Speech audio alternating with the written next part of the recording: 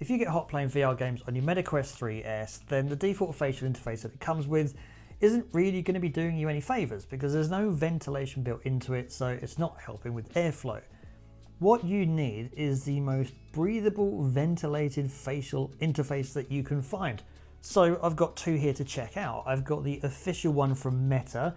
This is their own breathable facial interface, and I've got the AMVR FC5 breathable facial interface as well.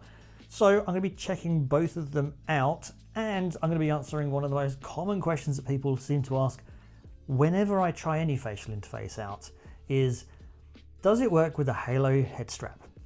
So I've got the Bobo VR S3 Pro over here, so we'll test those out as well to make sure it fits. Let's check them out.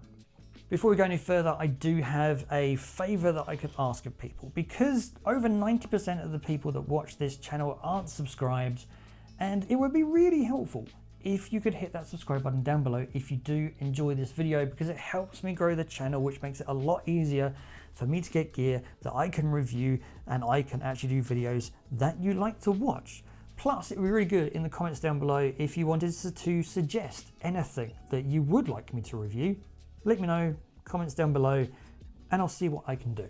Obviously, the more subs I have, the easier it is to have those conversations with people. Thank you.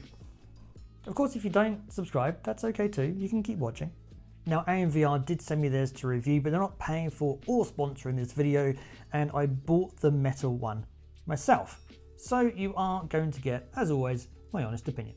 So let's check out the Meta one first. I'll just put that one down there. So looking at this in the box, it is just that. I mean, not too sure what you were expecting.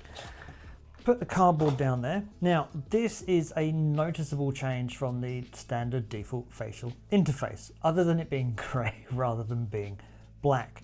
First up is the surround. So gone is the standard sort of black plastic surround, and it's replaced by this grey mesh. So you can actually see your fingers through this, which makes it super breathable because it's got so much ventilation in the fabric. The face pad on here as well also isn't sort of PU leather or anything else like you normally get with other ones, but it's a silicone cover as well with a slight amount of foam padding inside it. Now, not only is silicone hypoallergenic, so it's going to be really careful and really kind to your skin, it's not going to irritate it at all, but it also means it tends to stick to your face better. It doesn't slip around as much as, say, PU leather.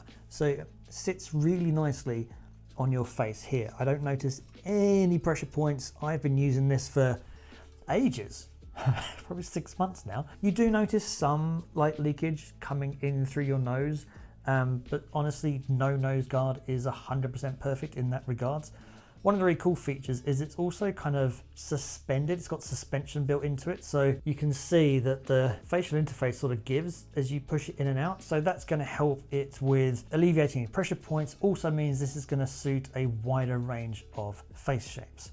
So from a comfort perspective, this is really comfortable. So especially if you play a lot of fast moving games and you want breathability and you want comfort, this actually does you really well. Now, that breathability does come at a cost though. If you have this in a well-lit, brightly lit room, you will notice a lot of light coming in through this mesh. I mean, you can even see your room when looking through the mesh. That's how much sort of light is being let in. If you play in a less well-lit room, so if you play in a more dimly lit room, you're not going to notice it as much. That really is the trade-off of maximum ventilation. You're going to let more light in. For many though, that's definitely going to be worth the trade-off. However, what about the AMVR one? Maybe that one's better. So we'll just go and grab that. So this is their FC5.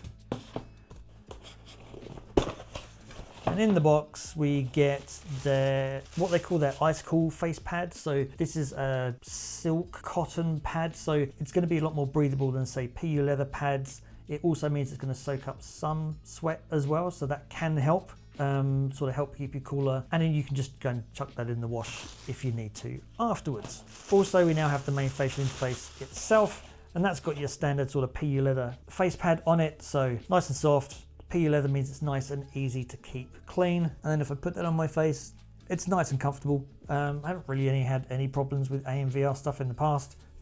It just fits. The nose pad itself, or this sort of nose guard sleeve thing, it's a silicone cover, does a pretty good job of keeping most light out. I do notice an ever so slight amount sort of coming in through here, but again, no nose guard I've ever tried has been perfect. One of the key things on this which differentiates it from a lot of other facial interfaces that are out there is all this venting. So there are quite a few out there now that have venting across the top and also the bottom as well. These ones though have ventilation across, well, everywhere really. So you've got ventilation going across the top.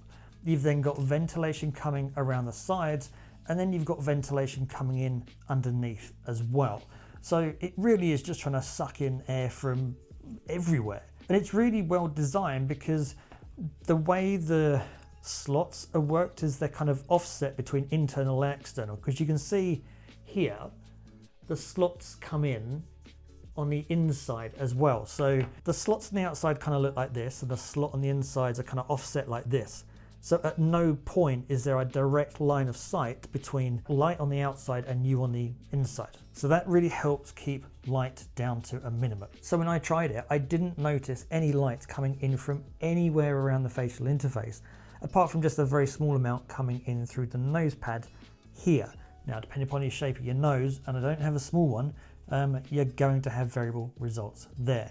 So comfortable, pretty well ventilated, really good at blocking out light. We did say that we were going to check this against Halo HeadStraps just to make sure it works. So I'm going to put this onto the Quest 3S. There you go, there's the AMVR FC5 working perfectly well with a Halo head strap.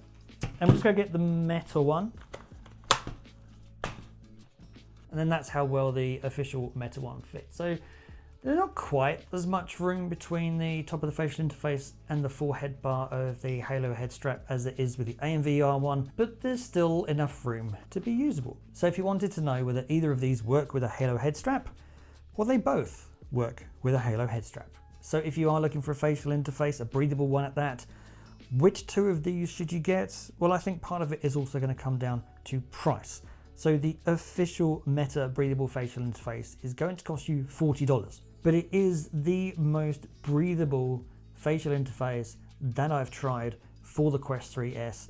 It does that really good, or really well, and it is very comfortable at the same time. So that's good. It's just lets in lots of light, and it's not cheap. The AMVR FC5, well, that is a retail price of $35, which is only $5 less than that, but it is most of the time on sale for around $25.